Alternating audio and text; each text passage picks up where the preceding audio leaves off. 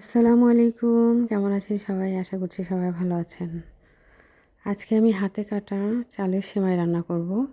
তো আমি এখানে 1 কেজি দুধ, 3-4টা এলাচ, 2টো দারচিনি, 2টো তেজপাতা, হাফ কাপ চিনি এবং সামান্য স্বাদমতো লবণ দিয়ে জাল করে নিচ্ছি। তো আমি এখন দিয়ে দিব হাতে কাটা সেমাইগুলো। এখন আবার 5 মিনিট জাল করে নেব। দিয়ে দিব নারকেল।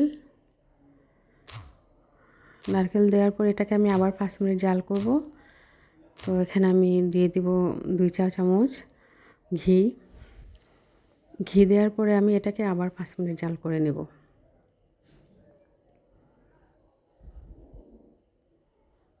ঘিটা দিলে না টেস্টটা আরও বেড়ে যায়, খাবারের স্বাদটা অনেক বেড়ে যায় ঘি দেওয়াতে। তো এটা রান্না করার পর আমি ফ্রিজে রেখে দেব নরমালে। ঠান্ডা হয়ে গেলে পরিবেশন করব।